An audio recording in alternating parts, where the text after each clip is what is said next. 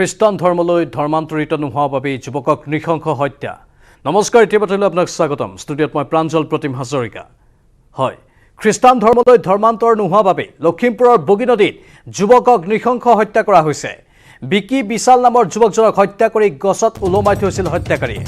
এই ঘটনাৰ সন্দৰ্ভত 3জন লোকক গ্ৰেপ্তাৰ কৰিছে লখিমপুৰ আৰক্ষীয়ে। ধৃত লোক 3জন হাবিল কট্ৰকা, কইন কট্ৰকা আৰু দিলীপ কট্ৰকা। ধৃত 3জনক আৰক্ষীয়ে আদালতত হাজিৰ কৰায়। আদালতে 3জনকে 7 দিনৰ বাবে আৰক্ষীৰ জিম্মালৈ প্ৰেৰণ কৰিছে। ভয়ংকৰ ঘটনা সংঘটিত হৈছে। এজন যুৱক তেওঁ প্ৰেম বিবাহ কৰিছিল এগৰাকী যুৱতীৰ সৈতে। যুৱতীগৰাকী খ্ৰীষ্টান ধৰ্মী হয় আৰু খ্ৰীষ্টান ধৰ্মী যুৱতীগৰাকীৰ সৈতে বিয়াত বহাৰ পাছতেই গাঁৱৰ লোক আৰু যুৱতীগৰাকীৰ পৰিয়ালৰ লোকে যুৱকজনক হেঁচা দিবলৈ আৰম্ভ কৰিছিল, যাতে যুৱকজনে নিজৰ ধৰ্ম সলনি কৰি খ্ৰীষ্টান ধৰ্মলৈ ধৰ্মান্তৰিত হয়। কিন্তু যুৱকজনে প্ৰথম অৱস্থাত সেই কথা মানি লোৱা নাছিল। কিন্তু আচৰিত ধৰণে বিয়াৰ মাত্ৰ এসপ্তাহ হৈছিলহে, এসপ্তাহৰ ভিতৰতেই সেই যুৱকজনক হানি খুচি নৃশংসতাৰে হত্যা কৰা হ'ল। হত্যা কৰি গছত ওলমাই থোৱা হ'ল যুৱকজনক। এই ভয়ংকৰ ঘটনা এইখন অসমতেই সংঘটিত হৈছে। লখিমপুৰ জিলাৰ এই ঘটনা। খ্ৰীষ্টান ধৰ্মলৈ ধৰ্মান্তৰ নোহোৱাৰ বাবেই লখিমপুৰৰ বগী নদীত এজন যুৱকক অতি নৃশংসতাৰে হত্যা কৰা হ'ল। বিকি বিশাল নামৰ যুৱকজনক হত্যা কৰি গছত ওলমাই থৈছে হত্যাকাৰীয়ে। এই ঘটনাৰ সন্দৰ্ভত 3জন লোকক গ্ৰেপ্তাৰ কৰিছে লখিমপুৰ আৰক্ষীয়ে। ধৃত লোক 3জন হাবিল কট্ৰকা, কইন কট্ৰকা আৰু দিলীপ কট্ৰকা। ধৃত 3জনক আৰক্ষীয়ে আদালতত হাজিৰ কৰায়। আদালতে 3জনকে 7 দিনৰ বাবে আৰক্ষীৰ জিম্মালৈ প্ৰেৰণ কৰিছে।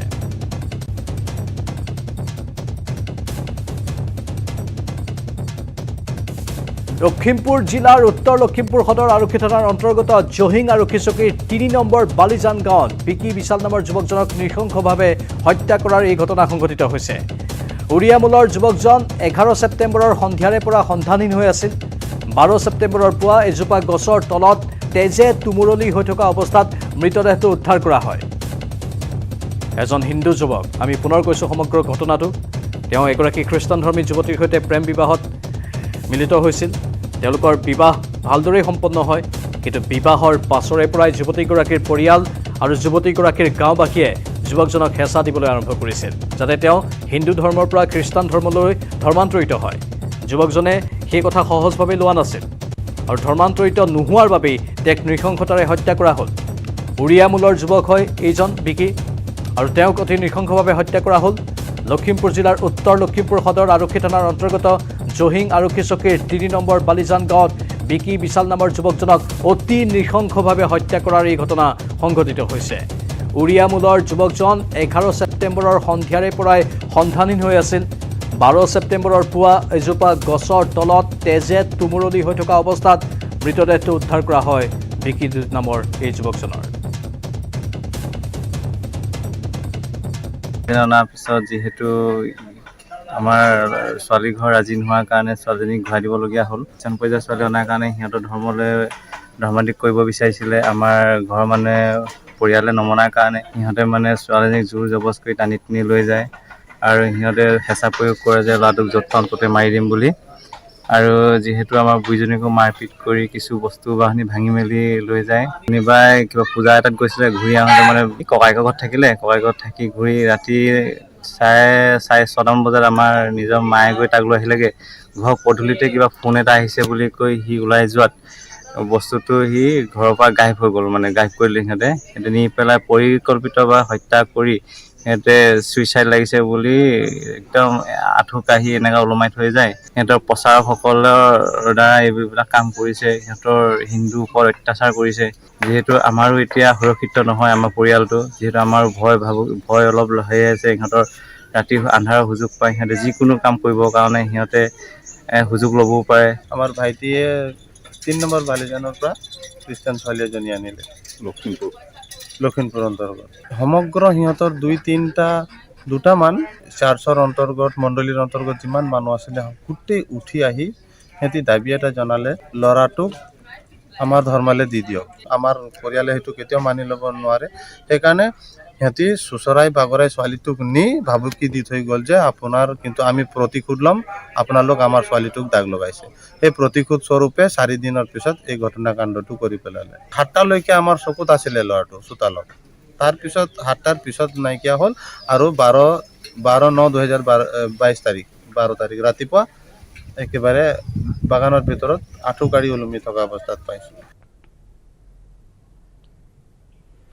এডাল গছত ওলমাই থোৱা অৱস্থাত মৃতদেহটো উদ্ধাৰ হোৱাৰ পিছতে সমগ্ৰ অঞ্চলতে তীব্ৰ উত্তেজনাৰ সৃষ্টি হয়। তাৰ পিছতে 13 ছেপ্টেম্বৰৰ দিনা স্থানীয় ৰাইজৰ লগতে প্ৰতিবাদমুখৰ হৈ পৰে চাৰিটাকৈ হিন্দু সংগঠন। এই ঘটনাৰ সৈতে কিয় জড়িত হৈ পৰিল চাৰিটা হিন্দু সংগঠন? তাৰ আঁৰত লুকাই আছে বিকি বিশালৰ মৃত্যুৰ ৰহস্য। এসপ্তাহ পূৰ্বে এগৰাকী খ্ৰীষ্টান যুৱতীৰ সৈতে প্ৰেম বিবাহত আবদ্ধ হৈছিল বিকি বিশাল। যুৱতীগৰাকীৰ পৰিয়াল আৰু আন খ্ৰীষ্টানধৰ্মী লোকে বিকিক খ্ৰীষ্টান ধৰ্ম গ্ৰহণ কৰিবলৈ বিভিন্ন ধৰণৰ হেঁচা প্ৰয়োগ কৰিছিল, কিন্তু বিকি সেই হেঁচাত সেও নামানিলে। হিন্দু সংগঠনকেইটাৰ অভিযোগ, বিকিক খ্ৰীষ্টান ধৰ্মত দীক্ষিত কৰাব নোৱাৰি ঘৰলৈ মাতি আনি হত্যা কৰি গছত ওলমাই থৈ আত্মহত্যাৰ ৰূপ দিয়াৰ চেষ্টা কৰিছিল। 13 ছেপ্টেম্বৰত স্থানীয় ৰাইজ সংঘবদ্ধ হৈ বিকি বিশালৰ মৃত্যুক পৰিকল্পিত হত্যা বুলি দাবী কৰি সন্ধিয়া জহিং আৰক্ষী চকীত প্ৰতিবাদ সাব্যস্ত কৰে। স্থানীয় ৰাইজৰ সৈতে প্ৰতিবাদত অংশ লয় জনজাতি ধৰ্ম সংস্কৃতি সুৰক্ষা মঞ্চ, বিশ্ব হিন্দু পৰিষদ, চাহ জনগোষ্ঠী ধৰ্ম সংস্কৃতি সুৰক্ষা পৰিষদ আৰু বজৰং দলৰ লখিমপুৰ জিলা সমিতিয়ে। ইয়াৰ উচিত তদন্তৰ দাবীত জিলা উপায়ুক্তৰ জৰিয়তে মুখ্যমন্ত্ৰীলৈ স্মাৰক পত্ৰ প্ৰেৰণ কৰিছিল। তাৰ পিছতে আৰক্ষীয়ে 3জন লোকক কৰায়ত্ব কৰে। এডাল গছত ওলমাই থোৱা অৱস্থাত মৃতদেহটো উদ্ধাৰ হোৱাৰ পিছতে সমগ্ৰ অঞ্চলতে তীব্ৰ উত্তেজনাৰ সৃষ্টি হয় আৰু ঘটনাক্ৰম ইতিমধ্যে আমি আপোনালোকক জনাই দিছোঁ।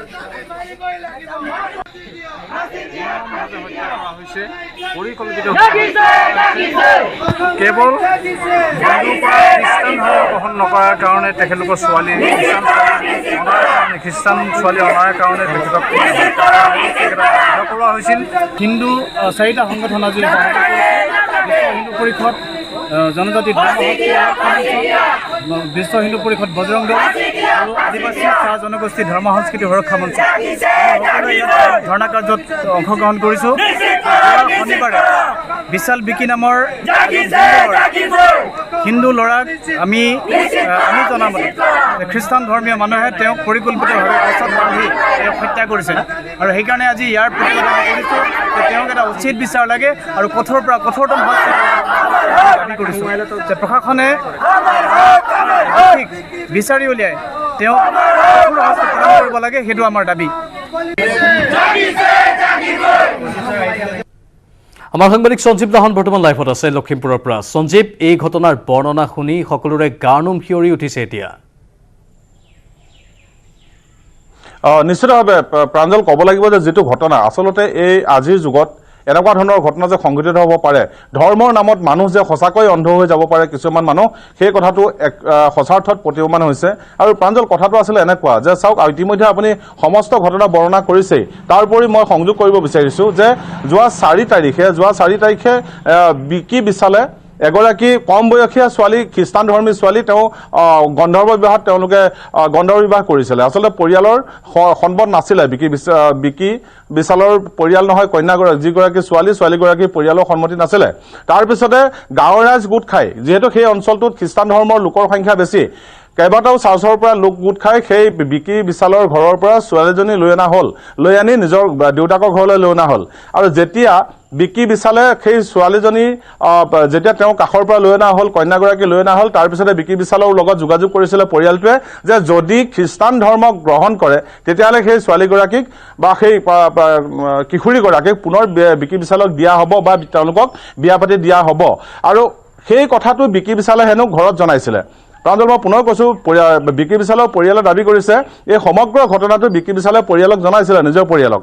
তাৰপিছতে 11 তাৰিখৰ সন্ধিয়া বিকি বিশাললৈ বিশেষ এটা কোনোবাই ফোন কৰিছিলে। সেই ফোন কৰাৰ পিছৰে পৰা বিকি বিশাল ঘৰৰ পৰা আঁতৰি আহিছিলে আৰু আঁতৰি অহাৰ পিছত আৰু বিকি বিশাল ঘৰলৈ ঘূৰি নগ'ল।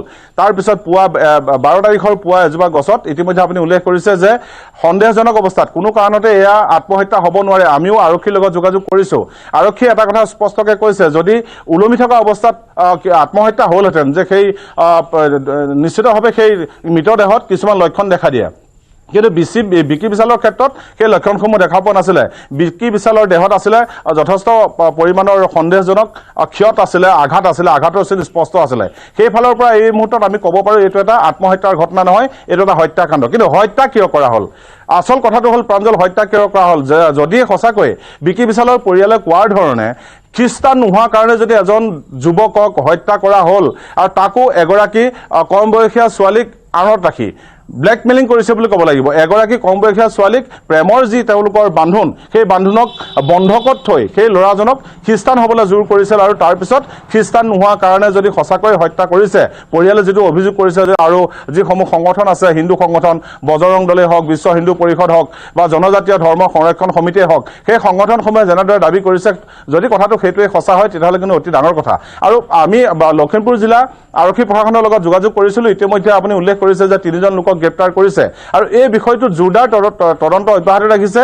যদিও এতিয়ালৈকে কিন্তু যি 3জনক আটক কৰিছে তেওঁলোকে এটা কথা স্বীকাৰ কৰা নাই যে এইটো এটা সেই হত্যাকাণ্ডটোত তেওঁলোক জড়িত আছে বা এই বিকি বিচালক যি খ্ৰীষ্টান ধৰ্ম ল'ব লাগে বুলি হেঁচা প্ৰয়োগ কৰি থকা হৈছিল বুলি পৰিয়াল সূত্ৰে যি দাবী জনাইছে, সেই কথাটো এইকেইজন যুৱকে কিন্তু এতিয়ালৈকে অস্বীকাৰ কৰি আছে। পৰৱৰ্তী সময়ত যি তদন্ত হ'ব, আৰক্ষীৰ যদি তদন্ত সঠিক দিশত আগবাঢ়ে তেতিয়াহ'লে কিন্তু বৰ ডাঙৰ এটা চক্ৰ যে হিন্দুৰ পৰা খ্ৰীষ্টানলৈ নিয়া বা মুছলিমৰ পৰা খ্ৰীষ্টানলৈ নিয়া বা ধৰ্মান্তকৰণৰ নামত একাংশ ধৰ্মান্ধ লোকে যি কাণ্ড সমাজত ক্ৰিয়া কৰি আছে বা মানুহৰ যি অধিকাৰ সেয়া খৰ্ব কৰি আছে, সেই কথা পোহৰলৈ অহাৰ সম্ভাৱনা আছে। প্ৰাঞ্জল, ধন্যবাদ জনাইছোঁ সঞ্জীৱ লাহন। বৰ গুৰুত্বপূৰ্ণ তথ্য আপুনি উল্লেখ কৰিছে। যি 3জনক কৰায়ত্ব কৰা হৈছে সেই 3জনে এতিয়ালৈকে স্বীকাৰোক্তি দিয়া নাই যে তেওঁলোকে হত্যা কৰিছে। আৰক্ষীৰ তদন্ত অধিক ক্ষীপ্ৰ হ'ব লাগিব আৰু ভিতৰলৈ তেওঁলোক সোমাই যাব লাগিব। আৰক্ষীৰ লোকসকল এই তদন্ত প্ৰক্ৰিয়া পুংখানুপুংখ ৰূপত কৰিব লাগিব, কাৰণ কেৱল 3জনৰ এয়া কাম হ'ব নোৱাৰে, বহু লোকৰ এয়া কাম হ'ব। বহু লোকে মিলিজুলি এই কাম সংগঠিত কৰিছিল, যাৰ বাবে তেওঁলোকে নিজৰ মাজতেই একতা ৰক্ষা কৰি এতিয়া এটা মতত, এটা কথাত নিজৰ স্থিতিত অলৰঅচৰ হৈ আছে যে তেওঁলোকে হত্যা কৰা নাই, এয়া হত্যাকাণ্ড নহয়। মুঠতে এই সমগ্ৰ ঘটনাক লৈ এতিয়া তীব্ৰ ক্ৰিয়া প্ৰতিক্ৰিয়া হৈছে। সঁচাকৈয়ে গাৰ নোম শিয়ৰি উঠা এটা ঘটনা। ধৰ্মান্তৰিত নোহোৱাৰ বাবে এজন যুৱকক নৃশংসভাৱে হত্যা কৰা হ'ল। প্ৰাথমিক অৱস্থাত এয়া আত্মহত্যা ৰূপ দিবলৈ চেষ্টা কৰা এটা ঘটনা বুলি কোৱা হৈছিল, কিন্তু আৰক্ষীয়ে পোনপটীয়াকৈ কৈছে যে এয়া আত্মহত্যাৰ ঘটনা নহয়। লগতে তাত থকা আন যিসমূহ হিন্দু দল সংগঠন আছে তেওঁলোকৰো মতামত আমি ইতিমধ্যে শুনিছোঁ।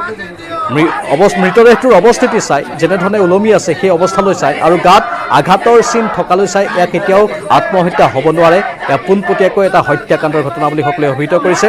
কিন্তু যি 3জনক কৰায়ত্ব কৰা হৈছে সেই 3জনে এই কথা মানি ল'ব বিচৰা নাই। তেওঁলোকৰ মতে হত্যাকাণ্ডৰ সৈতে তেওঁলোক কোনো কাৰণতেই জড়িত নহয় আৰু এয়া এক হত্যাকাণ্ড বুলিও তেওঁলোকে ক'ব বিচৰা নাই।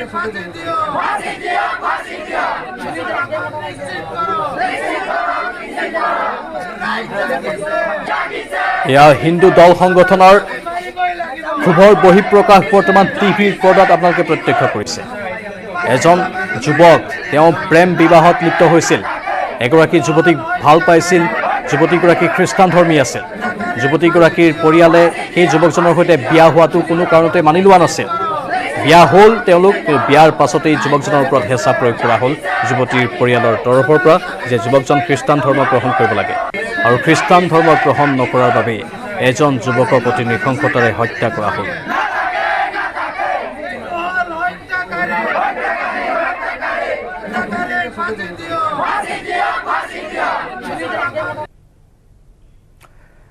নতুন দিল্লীত স্বাক্ষৰিত হ'ব ৰাজ্যৰ আদিবাসী বিদ্ৰোহী সংগঠনৰ সৈতে কেন্দ্ৰীয় চৰকাৰৰ শান্তি চুক্তি। ইতিমধ্যে নতুন দিল্লীত উপস্থিত হৈছে বিদ্ৰোহী সংগঠনকেইটাৰ নেতৃত্ব। Birsa commando force, Adivasi cobra militants of Assam, all Adivasi national liberation army. আমি পোনপটে সম্প্ৰচাৰ আপোনালোকক দেখুৱাম দেশৰ ৰাজধানী দিল্লীৰ পৰা।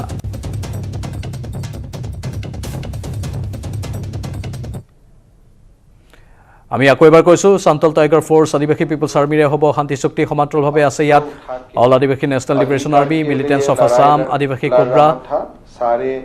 नौजवानों को मैं धन्यवाद देता हूं। आप लोग ने आर्म्स भी दिया सरकार को। करीबन 1182 जो नौजवान हथियार लेके घूम रहा था, सारे अभी मेन स्ट्रीम में आ जाएगा और ये हमारा एक बहुत बड़ा उपलब्धि है। मैं इतना ही आप लोग को वादा करना चाहता हूं कि जो भी अकॉर्ड में लिखा होगा, अकॉर्ड में जो भी है वो असम सरकार, भारत सरकार की मार्गदर्शन में हम लोग उनको बहुत ही सिंसियरली इम्प्लीमेंट करेगा। जहां तक असम का शांति का बात हुआ, माननीय गृह मंत्री जी का मार्गदर्शन में और प्रधानमंत्री जी का आशीर्वाद में अभी तक बोरो इलाका में अकॉर्ड हुआ, कार्बी आंगलंग में इलाका में अकॉर्ड हुआ, आज आदिवासी ग्रुप का साथ भी हमारा अकॉर्ड हो जाएगा। खाली अगर अभी हम दिमासा लोगों का साथ ही हमारा फाइनल अकॉर्ड बाकी है, वो हो जाएगा तो असम में कोई भी समस्या नहीं रहेगा। प्रधानमंत्री नरेंद्र मोदी जी का नेतृत्व में ये हमारा स्टेट के लिए एक बहुत बड़ा उपलब्धि है। मैं प्रधानमंत्री जी को असम वासियों का ओर से बहुत बहुत धन्यवाद देना चाहता हूं और साथ में गृह मंत्री जी का मार्गदर्शन में ये सारा काम हुआ है। मैं माननीय गृह मंत्री जी को धन्यवाद देना चाहता हूं सारे असम वासियों का ओर में। आदिवासी जनगोष्ठी तो आदिवासी है, लेकिन साथ साथ वो लोग असमिया भी है। तो ये हम आज का अकॉर्ड का तहत एक असमिया जो एक हमारा जो जाति गठन का प्रक्रिया है ये बहुत आगे बढ़ जाएगा और मैं तमाम आदिवासी युवकों को पुनः हमारा मेन स्ट्रीम में स्वागत करता हूं और आज का हिस्टोरिक डे असम का इतिहास में सोनाली अक्षर में लिखा जाएगा। यही बोलते हुए मेरा वाणी का मैं विराम देता हूं। अब मैं एनी लीडर को कहूंगा कि औपचारिक सिग्नेचर कर लिया जाए।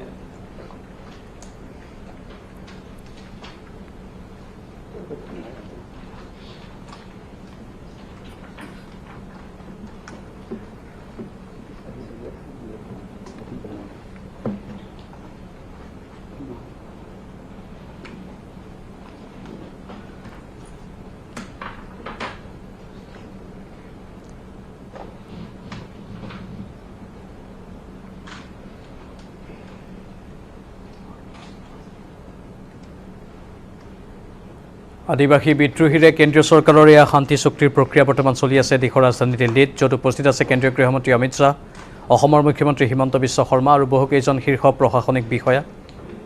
স্বাক্ষৰিত হৈ আছে বৰ্তমান এই স্বাক্ষৰ প্ৰক্ৰিয়া চলি আছে। উল্লেখযোগ্য যে সুকীয়া ৰাজ্যকে ধৰি কেইবাদফীয়া দাবীৰ সমৰ্থনত বহু বছৰ ধৰি সশস্ত্ৰ আন্দোলন চলাই আছিল 8টাকৈ আদিবাসী সংগঠনে। জানিব পৰা মতে চুক্তিৰ জৰিয়তে আদিবাসী কল্যাণ আৰু উন্নয়ন পৰিষদ গঠন কৰাৰ সম্ভাৱনা আছে। এই পৰিষদলৈ কেন্দ্ৰ আৰু ৰাজ্য চৰকাৰে যোগান ধৰিব পুঁজি। আদিবাসীসকলৰ আৰ্থ সামাজিক উন্নয়নৰ বাবে বিভিন্ন ধৰণৰ কুটাঘাতমূলক কাৰ্য সংঘটিত কৰাৰ হেঁচা প্ৰয়োগ কৰিছিল নতুন দিল্লীত আৰু অৱশেষত এই চুক্তি স্বাক্ষৰিত হৈছে। কোনো ধৰণৰ হানি বিঘিনি নোহোৱাকৈ কুটাঘাতমূলক কাৰ্য সংঘটিত নকৰাকৈ শান্তি প্ৰক্ৰিয়াৰ মাজেৰে সকলোকৈ আগবাঢ়ি যাবলৈ এটা অনুপ্ৰেৰণা যোগোৱা হৈছে এই শান্তি চুক্তিৰ জৰিয়তে। দেশৰ ৰাজধানী দিল্লীৰ পৰা পোনপটীয়া সম্প্ৰচাৰ আমি আপোনালোকক দেখুৱাই আছোঁ। নতুন দিল্লীত এয়া স্বাক্ষৰিত হৈছে ৰাজ্যৰ আদিবাসী বিদ্ৰোহী সংগঠনৰ সৈতে কেন্দ্ৰীয় চৰকাৰৰ শান্তি চুক্তি। দিল্লীত উপস্থিত হৈছে বিদ্ৰোহী সংগঠনকেইটাৰ এয়া নেতৃত্ব। বৰ্তমান স্বাক্ষৰৰ এই প্ৰক্ৰিয়া চলি আছে। Birsa commando force, Adivasi cobra মিলিটেন্টছ of Assam, all Adivasi national liberation army, Santhal tiger force, Adivasi people's আৰ্মিৰে এই শান্তি চুক্তি স্বাক্ষৰিত হৈছে। চুক্তি স্বাক্ষৰ অনুষ্ঠানত উপস্থিত আছে কেন্দ্ৰীয় গৃহমন্ত্ৰী অমিত শ্বাহ আৰু অসমৰ মুখ্যমন্ত্ৰী হিমন্ত বিশ্ব শৰ্মাকে ধৰি কেইবাজনো শীৰ্ষ প্ৰশাসনিক বিষয়া।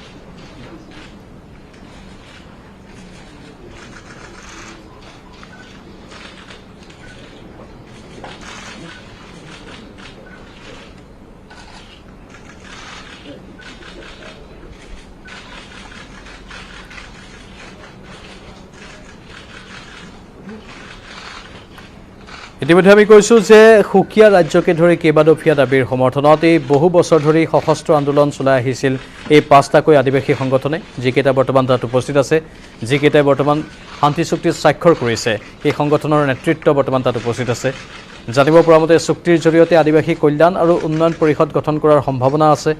এই পৰিষদলৈ কেন্দ্ৰ আৰু ৰাজ্য চৰকাৰে পুঁজি যোগান ধৰিব। আদিবাসীসকলৰ আৰ্থ সামাজিক উন্নয়নৰ বাবে এই পদক্ষেপ গ্ৰহণ কৰা হৈছে। এক বৃহৎ কাৰ্যসূচী আৰু ই এক সফলতা হিচাপে পৰিগণিত হৈছে অসম চৰকাৰৰ বাবে, কেন্দ্ৰীয় চৰকাৰৰ বাবে।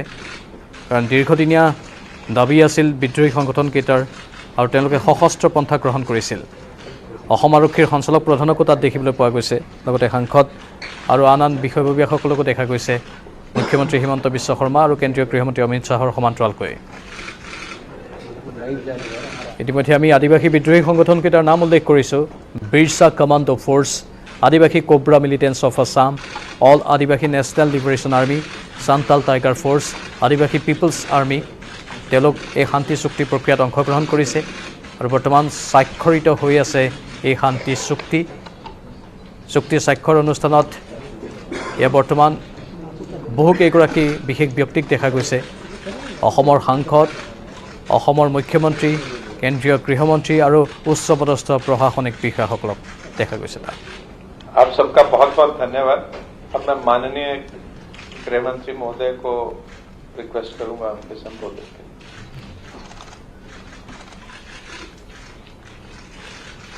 असम और पूरे उत्तर पूर्व के लिए, नॉर्थ ईस्ट के लिए आज का दिन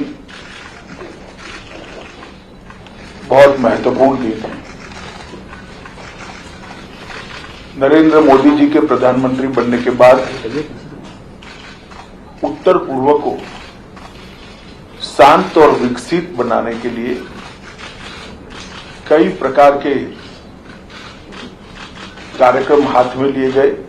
इसमें सबसे बड़ा कार्यक्रम उत्तर पूर्व में शांति प्रस्तापित करना है। इसमें आज एक बड़ा मील का पत्थर हम पार कर आगे बढ़ रहे हैं। असम के आदिवासी समूह के लगभग 1100 के आसपास जवान हथियार छोड़कर मेन स्ट्रीम में आ रहे हैं। इस अवसर पर उपस्थित डॉक्टर हेमंत विश्व शर्मा जी, सम्माननीय मुख्यमंत्री असम श्री रामेश्वर तेली जी, केंद्रीय पेट्रोलियम और प्राकृतिक गैस के राज्य मंत्री श्री संजय किशन जी, मंत्री असम सरकार, पल्लव लोचन दास जी, लोकसभा के सांसद, श्री कामाख्या त्यासा, राज्यसभा के सांसद, अन्य उपस्थित सांसदगण, पूर्व सांसदगण, श्री अजय कुमार भल्ला जी, मुख्य सचिव असम सरकार, डीआईबी तपन कुमार डेका जी, श्री पीयूष गोयल जी, डीजीपी असम सरकार श्री भास्कर ज्योति जी, एके मिश्रा जिनके जिनमें नॉर्थ ईस्ट के सभी हथियारी ग्रुपों के साथ बातचीत करने का काम गृह मंत्रालय ने दिया है। और आज सबसे बड़ी स्वागत में मेरे सभी आदिवासी समूहों के भाइयों का हृदय से गृह मंत्रालय में आप सबका स्वागत करता हूं, आप सभी का अभिनंदन करता हूं। मित्रों, आज जो ये कार्यक्रम है वो कार्यक्रम एक लंबे समय से 2014 से जो हमने प्रक्रिया प्रारंभ की है, नॉर्थ ईस्ट को शांत और समृद्ध बनाने की, वो प्रक्रिया का महत्वपूर्ण पड़ाव है। गृह मंत्रालय ने पूरे नॉर्थ ईस्ट को शांत और समृद्ध बनाने के लिए उत्तर पूर्व की अद्भुत संस्कृति का संवर्धन और विकास करने का फैसला लिया है। इसके साथ साथ सारे विवादों का समापन कर एक चिरकालिक हमेशा के लिए शांति उत्तर पूर्व में हो, नॉर्थ ईस्ट में हो, असम में हो, इसका भी रास्ता गृह मंत्रालय प्रशस्त करने का प्रयास कर रहा है। इसमें दो प्रकार की बाधाएं थी। कुछ संवादहीनता के कारण, अलग अलग हितों के टकराव से अनेक ट्राइब्स के ग्रुपों ने अपने अपने हाथ में हथियार उठा लिए और इसके कारण ग्रुप के बीच में, ग्रुप और राज्यों की पुलिस के बीच में, ग्रुप और केंद्र सरकार के सशस्त्र बलों के बीच में कई मुठभेड़ें हुई, हजारों लोग मारे गए, दोनों ओर से मारे गए, जनता भी मारी गई, पुलिस कर्मचारी भी मारे गए, सशस्त्र बलों के जवान भी मारे गए और हथियारी ग्रुपों के युवा भी मारे गए। हमने तय किया है कि 2024 के पहले राज्यों के बीच में सीमा का विवाद हो, चाहे ये सारे सशस्त्र ग्रुपों की बात हो, हम हर विवाद को समाप्त करना चाहते हैं। तो एक और असम की और उत्तर पूर्व की संस्कृति का संरक्षण और संवर्धन करना, सारे विवादों को समाप्त कर सारे सशस्त्र गुटों के साथ समझौता कर पुनर्वसन करना, और तीसरा विकास की गति देकर उत्तर पूर्व को देश के बाकी के हिस्सों के अनुरूप विकसित बनाना।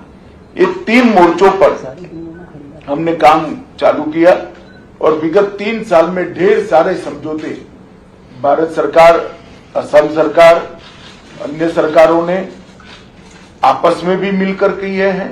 भारत सरकार, असम सरकार और सशस्त्र गुटों के बीच में भी हुआ। 2019 में NLFT के साथ समझौता हुआ, जिसमें त्रिपुरा का हथियारी ग्रुप था, इन लोगों ने भी आत्मसमर्पण किया। 2020 में 23 साल पुराने ब्रू रियांग शरणार्थी संकट को भी मिजोरम सरकार और त्रिपुरा सरकार के साथ मिलकर रिजॉल्व किया गया। असम में 5 साल पुराना बोडो समस्या, जिसमें कम से कम 4000 लोग अब तक मारे गए थे, उसको 2020 27 जनवरी को हमने समाप्त कर दिया। लगभग 1600 कैडरों ने आत्मसमर्पण किया। असम के कार्मिक क्षेत्र में लंबे समय से चल रहे विवाद को भी 2021 में समाप्त किया। लगभग 1000 से ज्यादा कैडर ने आत्मसमर्पण किया। असम मेघालय अंतर्राज्यीय सीमा का समझौता कर लगभग 2022 में 65% सीमा के विवाद को निपटारा किया। और आज इसका अगला पड़ाव है, मेरे सभी साथी आज मेन स्ट्रीम में आ रहे हैं। भारत सरकार के गृह मंत्रालय की ओर से, मोदी जी की ओर से और मेरे स्वयं की ओर से आप सभी का बहुत बहुत मन से मैं स्वागत करना चाहता हूं। और आपके पुनर्वसन के लिए जो कुछ भी इस एग्रीमेंट में किया है, ये सुनिश्चित करेगी भारत सरकार और असम के मुख्यमंत्री और असम सरकार मिलकर ये पूरा पालन होगा।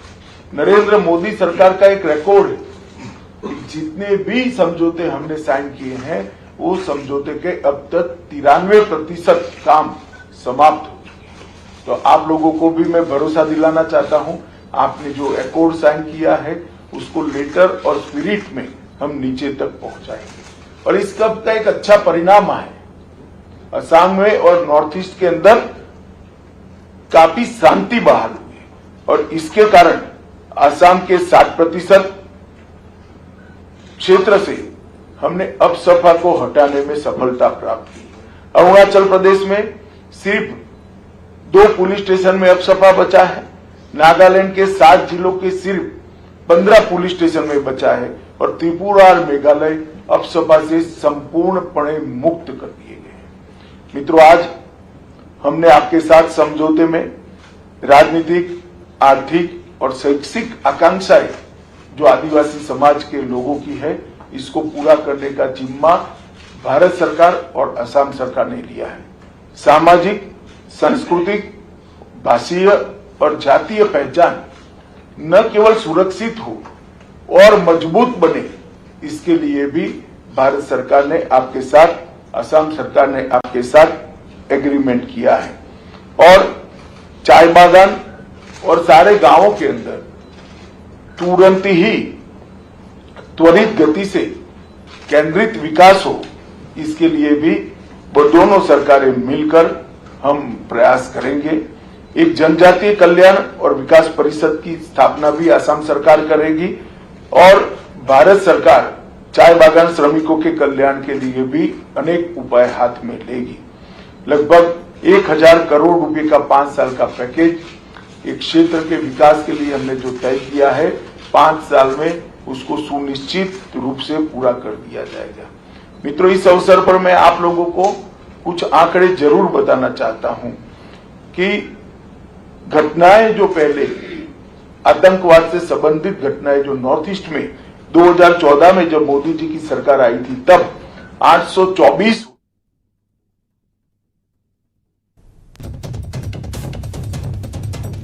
আৰু আমি দিল্লীৰ পৰা পোনপটীয়া সম্প্ৰচাৰ আগবঢ়ালোঁ ইতিমধ্যে আদিবাসী সংগঠনৰ সৈতে শান্তি চুক্তি স্বাক্ষৰিত হৈছে যিবোৰ আদিবাসী বিদ্ৰোহী সংগঠনে সশস্ত্ৰ পন্থা গ্ৰহণ কৰি আহিছিল তেওঁলোকে এতিয়া মূল খুঁটিলৈ উভতি আহিছে শান্তি চুক্তিৰ জৰিয়তে তেওঁলোকৰ সকলো দিশৰ উন্নতি হ'ব বুলি বিশ্বাস বা আস্থা প্ৰকাশ কৰিছে কেন্দ্ৰীয় গৃহমন্ত্ৰীৰ ভাষণো ইতিমধ্যে আপোনালোকে শুনিলে পোনপটীয়া সম্প্ৰচাৰত